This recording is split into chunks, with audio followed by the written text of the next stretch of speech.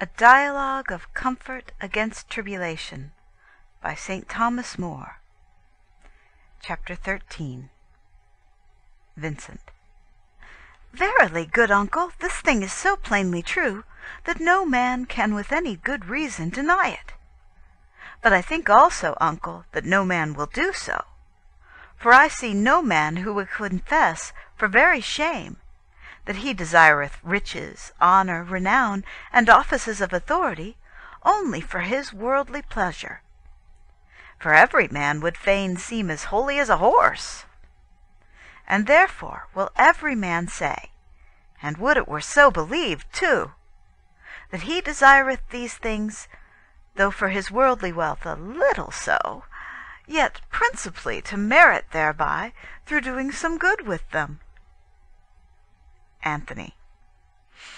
This is, cousin, very surely so, that so doth every man say. But first he who in the desire of these things hath his respect unto his worldly wealth, as you say, but a little so much as he himself thinketh but a little, may soon prove a great deal too much. And many men will say so too, who have principal respect unto their worldly commodity, and toward God little or none at all. And yet they pretend the contrary, and that unto their own harm, for God cannot be mocked. And some, peradventure, know not well their own affection themselves, but there lieth more imperfection secretly in their affection than they themselves are well aware of, which only God beholdeth. And therefore saith the prophet unto God, Mine imperfection have thine eyes beheld. And therefore the prophet prayeth, From mine hidden sins cleanse thou me, good Lord. But now, cousin, this tribulation of the Turk. If he so persecute us for the faith, that those who will forsake their faith shall keep their goods, and those shall lose their goods who will not leave their faith, lo, this manner of persecution shall try them like a touchstone, for it shall show the feigned from the true-minded, and it shall also teach them who think they mean better than they do, indeed, better to discern themselves. For there are some who think they mean well, while they frame themselves a conscience, and ever keep still a great heap of superfluous substance by them, thinking ever still that they will bethink themselves upon some good deed, on which they will well bestow at once, or else that their executors will. But now if they lie not unto themselves, but keep their goods for any purpose to the pleasure of God indeed, then shall they in this persecution for the pleasure of God in keeping his faith be glad to depart from them. And therefore, as for all these things, the loss, I mean, of all these outward things that men call the gifts of fortune, this is, methinketh, in this Turk's persecution for the faith, consolation great and sufficient. Every man who hath them either setteth by them for the world or for God. He who setteth by them for the world hath, as I have shown you, little profit by them to the body, and great harm to the soul. And therefore he might well, if he were wise, reckon that he won by the loss, although he lost them but by some common cause. And much more happy can he then be, since he loseth them by such a meritorious means. And, on the other hand, he who keepeth them for some good purpose, intending to bestow them for the pleasure of God, the loss of them in this Turk's persecution for keeping of the faith can be no manner of grief to him. For by so parting from them he bestoweth them in such wise unto God's pleasure, that at the time when he loseth them, by no way could he bestow them unto his high pleasure better. For though it would have been, peradventure, better to have bestowed them well before, yet since he kept them for some good purpose, he would not have left them unbestowed, if he had foreknown the chance. But being now prevented so by persecution, that he cannot bestow them in that other good way that he would have, yet since he parteth from them, because he will not part from the faith, though the devils escheator violently take them from him, yet willingly giveth he them to God. Chapter 14. In good faith, good uncle, I can deny none of this. And indeed unto those who were despoiled and robbed by the Turks' overrunning of the country, and all their substance movable and unmovable bereft and lost already, their persons only fled and safe, I think that these considerations, considering also that, as you lately said, their sorrow could not amend their chance, might unto them be good occasion of comfort, and cause them, as you said, to make a virtue of necessity. But in the case, uncle, that we now speak of, they have yet their substance untouched in their own hands, and the keeping or the losing shall both hang in their own hands by the Turk's offer, upon the retaining or the renouncing of the Christian faith.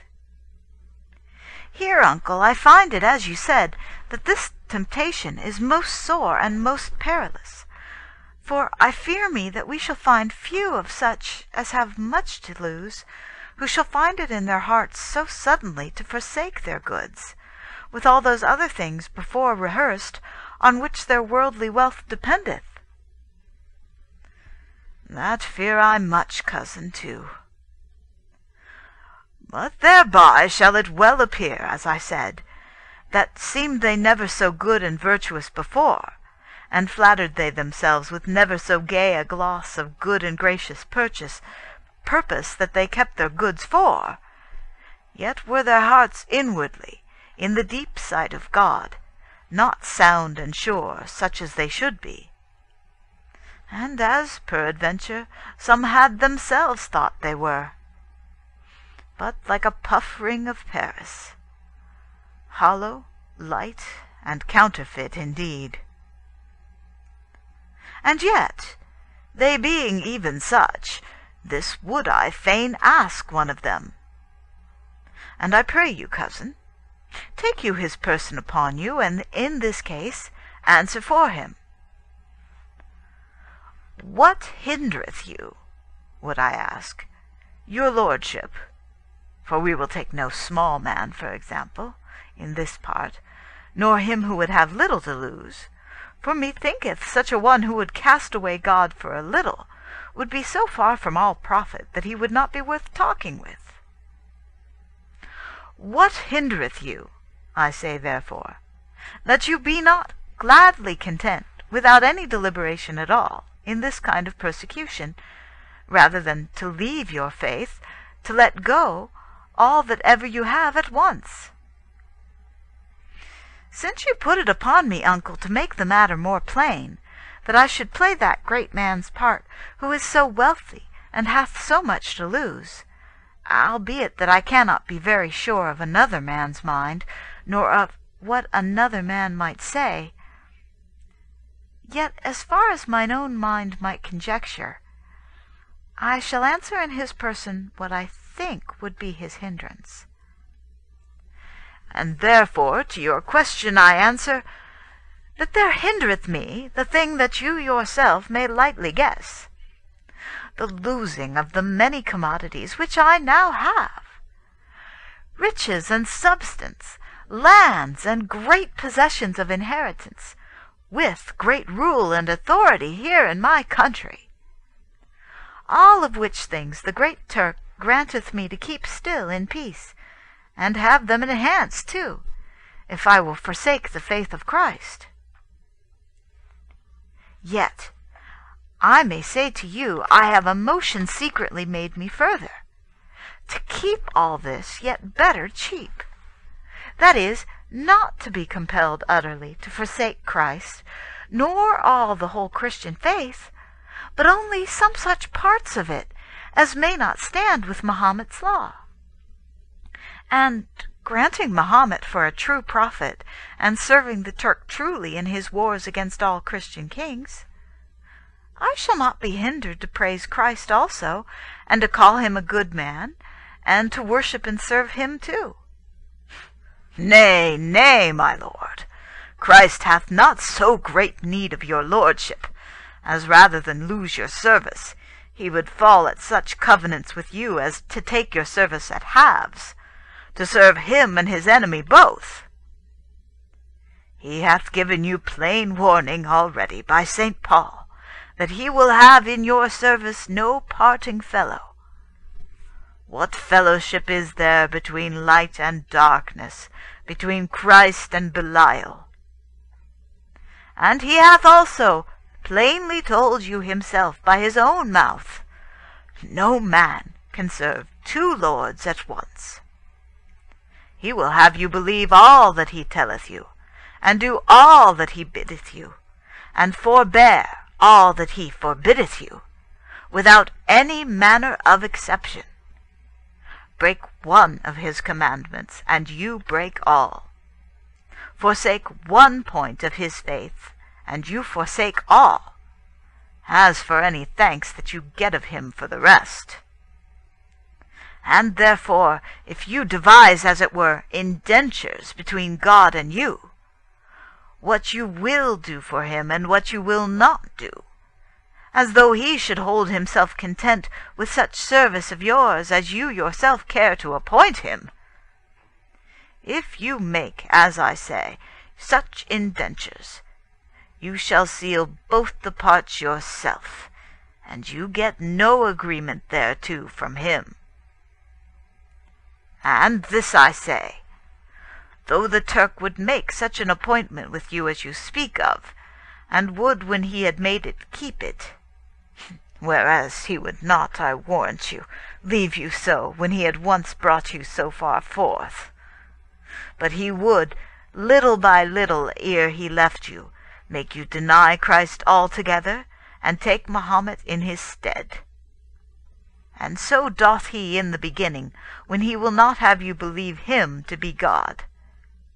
For surely, if he were not God, Jesus would be no good man either, since he plainly said he was God.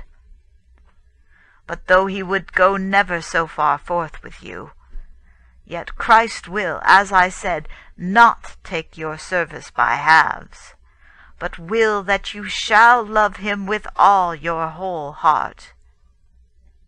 And because, while he was living here 1,500 years ago, he foresaw this mind of yours that you have now, with which you would fain serve him in some such fashion, that you might keep your worldly substance still, but rather forsake his service than put all your substance from you, he telleth you plainly, 1,500 years ago, with his own mouth, that he will have no such service of you, saying, you cannot serve both God and your riches together. And therefore, this thing being established for a plain conclusion, which you must needs grant if you have faith, and if you be gone from that ground of faith already, then is all our disputation, you know, at an end. For how should you then rather lose your goods than forsake your faith, if you have lost your faith and let it go already? This point, I say, therefore, being put first for a ground between us both twain agreed, that you have yet the faith still, and intend to keep it always still in your heart, and are only in doubt whether you will lose all your worldly substance rather than forsake your faith in your word alone. Now shall I reply to the point of your answer, wherein you tell me the loathness of the loss and the comfort of the keeping hinder you from foregoing your goods, and move you rather to forsake your faith. I let pass all that I have spoken of the small commodity of them unto your body, and of the great harm that the having of them doth to your soul.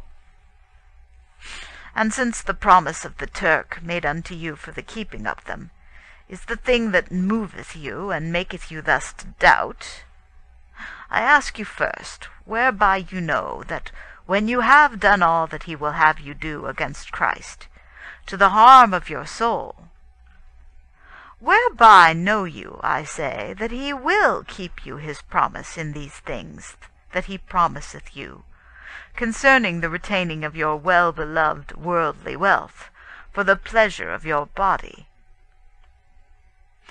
What surety can a man have of such a great prince, except his promise, which for his own honour it cannot become him to break? I have known him, and his father before him too, to break more promises than 5, as great as this is, that he should here make with you. Who shall come and cast it in his teeth, and tell him it is a shame for him to be so fickle and false of his promise? And then what careth he for those words that he knoweth well he shall never hear? Not very much, though they were told him too. If you might come afterward, and complain your grief unto his own person yourself, you should find him as shamefast as a friend of mine, a merchant, once found the Sultan of Syria. Being certain years about his merchandise in that country, he gave to the Sultan a great sum of money for a certain office for him there for the while. But he had scantly granted him this and put it in his hand, when, ere ever it was worth aught to him, the Sultan suddenly sold it to another of his own sect, and put our Hungarian out. Then came he to him, and humbly put him in remembrance of his grant, spoken with his own mouth, and signed with his own hand. Thereunto the Sultan answered him with a grim countenance, I will have thee know, good-for-nothing, that neither my mouth nor mine hand shall be master over me, to bind all my body at their pleasure. But I will be lord and master over them both, that whatsoever the one say and the other write, I will be at mine own liberty to do what I like myself, and ask them both no leave. And therefore go get thee hence out of my countries, knave.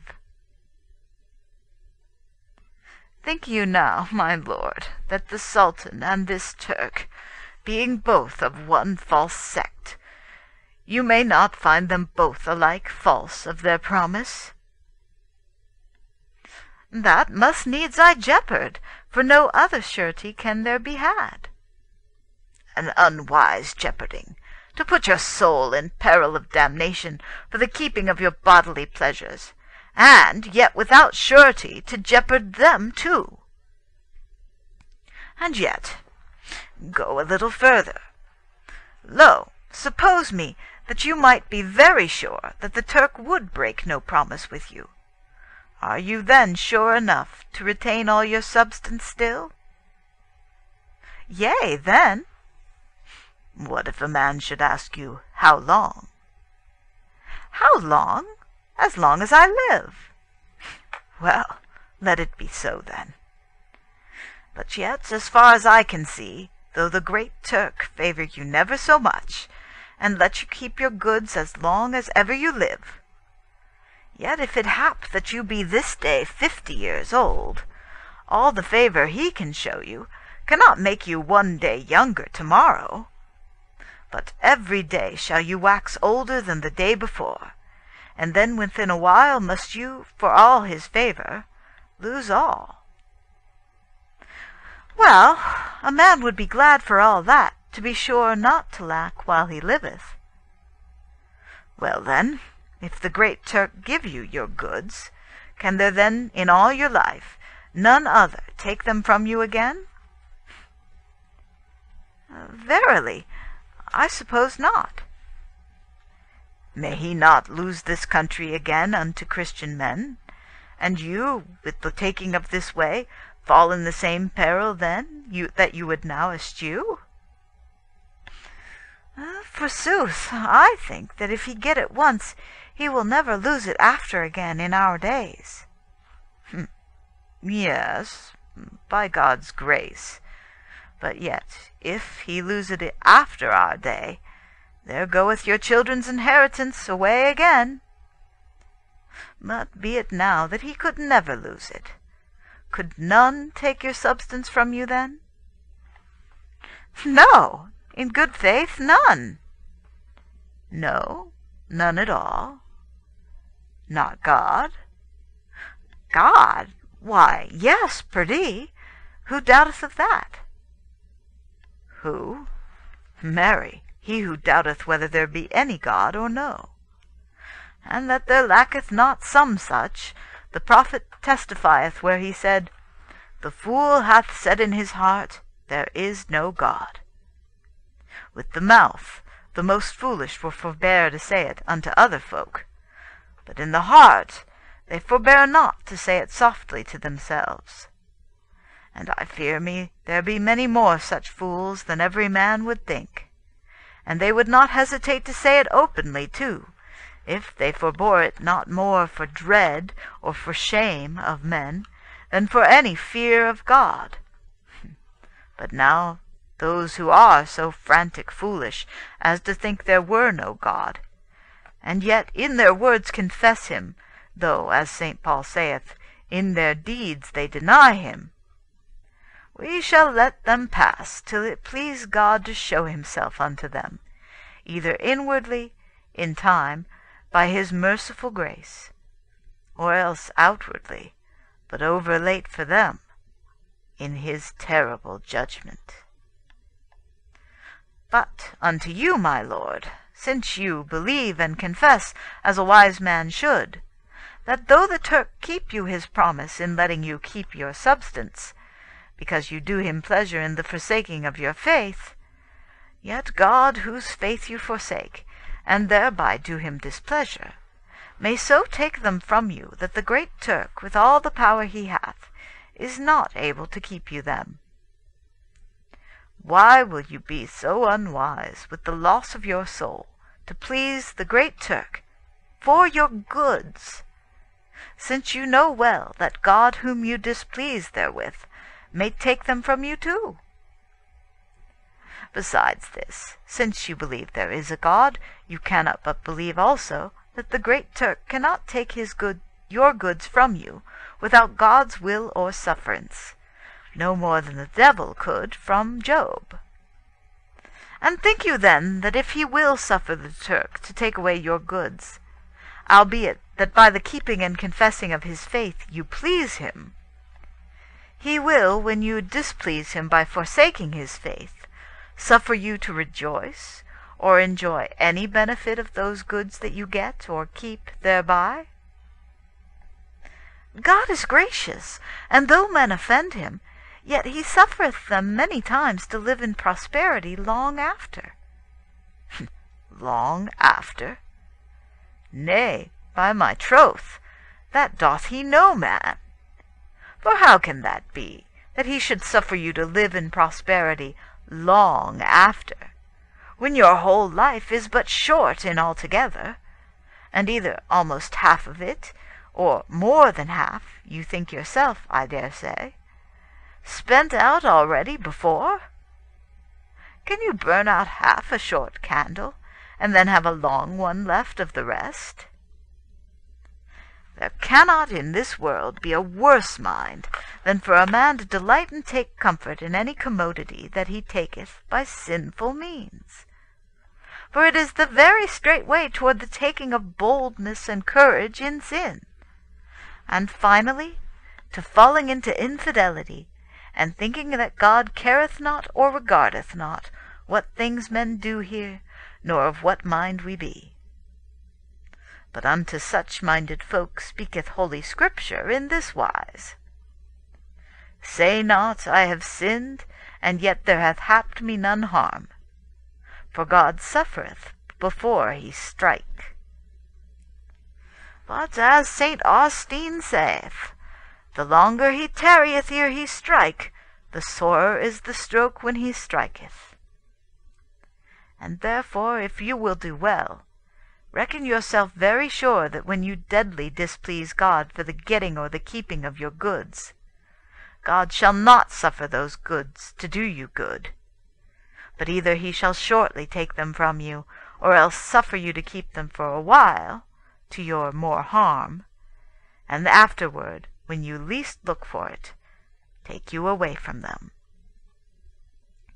And then what a heap of heaviness will there enter into your heart, when you shall see that you shall so suddenly go from your goods, and leave them here in the earth in one place, and that your body shall be put in the earth in another place, and, which then shall be the most heaviness of all, when you shall fear, and not without great cause, that your soul first forthwith, and after that at the final judgment your body, shall be driven down deep toward the centre of the earth, into the fiery pit and dungeon of the devil of hell, there to tarry in torment, world without end. What goods of this world can any man imagine, the pleasure and commodity of which could be such in 1,000 years, as to be able to recompense that intolerable pain that there is to be suffered in 1 year? Yea, in 1 day or 1 hour either. And then what a madness is it, for the poor pleasure of your worldly goods of so few years, to cast yourself, both body and soul, into the everlasting fire of hell, which is not diminished by the amount of a moment, by lying there the space of 100,000 years. And therefore our Saviour, in few words, concluded and confuted all these follies of those who for the short use of this worldly substance forsake him and his faith, and sell their souls unto the devil for ever. For he saith, What availeth it a man, if he won all the whole world, and lost his soul? This would be, methinketh, cause and occasion enough to him who had never so much part of the world in his hand, to be content rather to lose it all, than, for the retaining or increasing of his worldly goods, to lose and destroy his soul. This is, good uncle, in good faith very true. And what other thing any of them who would not for this be content have to allege in reason for the defence of their folly, that can I not imagine. I care not in this matter to play the part any longer, but I pray God give me the grace to play the contrary part indeed. And I pray that I may never, for any goods or substance of this wretched world, forsake my faith toward God either in heart or tongue. And I trust in his great goodness that so I never shall. End of chapter 14.